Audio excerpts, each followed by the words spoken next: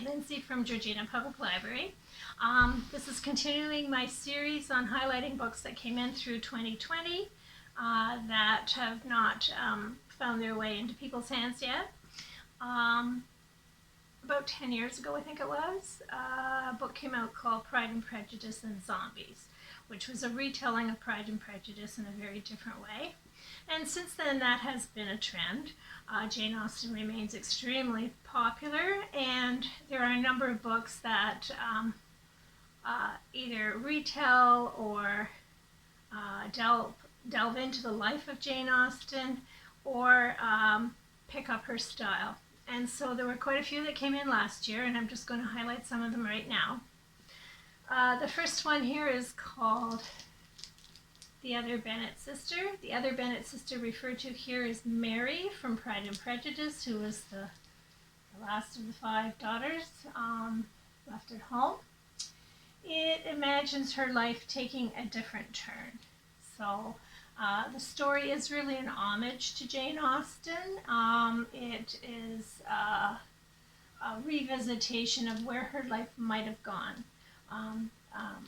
or a reimagination of what might have happened with Mary. So that's The Other Bennett Sister. This one is the beginning of a series called A Pride and Prejudice novel. There's another one coming out soon. There are a couple of Pride and Prejudice book clubs series, a Pride and Prejudice novel series. This one is called The Clergyman's Wife. It's written in the style of Jane Austen in much the same setting, and it's a lighter, more romantic read. This has been popular. It's quite delightful. It's a debut author, Canadian. The setting is in the 40s, and it takes place in the village of Chawton, where Jane Austen lived. And it is just about a hodgepodge collection of people who want to see Austen's legacy continued, preserved in the village, and who are major Austen fans. And so it is a really great read for just relaxing and getting away from it all now. And if you love Jane Austen, you would love this book too.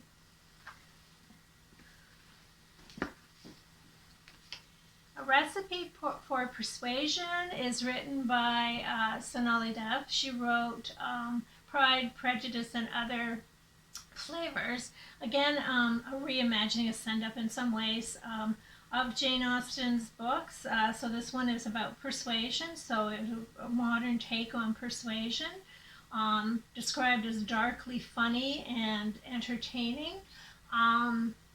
But it's written in kind of a Bollywood style, but it does delve into some of the issues of the way women are treated in that part of the world or around the world, and there are things that happen in this book that could be triggering for some people. So just to be aware of that, maybe do a bit of research on it before you read it if you've had things happen to you that might bring back some trauma.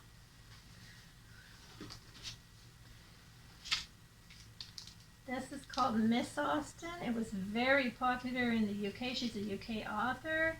It was our top book of the year there as a bestseller. It's going to be made into a TV show, probably not here at first. Maybe if you have Acorn, you can kind of find it. It's a novel about Cassandra Austen, who was Jane Austen's sister she was closest to.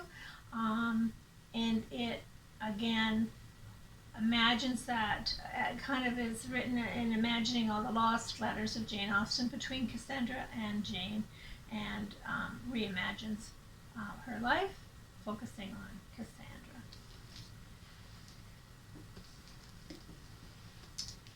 And this, The Austen Years, a memoir in 5 novels, is about the influence of Jane Austen on Rachel Cohen's life. She had a loss of her mother and gave birth to her baby in the same year, and turned to Jane Austen as a means of working through all the emotions and all the trauma that she was feeling. and she chose 5 different novels. Each chapter follows on one of Jane Austen's novels, and it's a combination of memoir, critique, biography, and historical facts about Austen. So it's an interesting coalescence between her life and what she found in Austen to help her through that period. This one is actually real Jane Austen. Sanditon was the unpublished manuscript that she had in progress when she died, and this is that manuscript finished by someone else. It was made into a popular PBS masterpiece drama, but this is Jane Austen herself with some help. And last, another interpretation of Austen, this one through the Japanese viewpoint, translation from Japanese, Sansei and Sensibility. It's a collection of stories, and of course it's reimagining Jane Austen's Sense and Sensibility. And it's set in modern times in California in the 60s and the 70s, and of course deals with themes of class, race, and gender. Sansei and Sensibility. So I hope you get a chance to explore some of these and enjoy these versions of Jane Austen and the influence, the major influence she's obviously had on a lot of novelists and a lot of readers, and quite a selection to choose from there.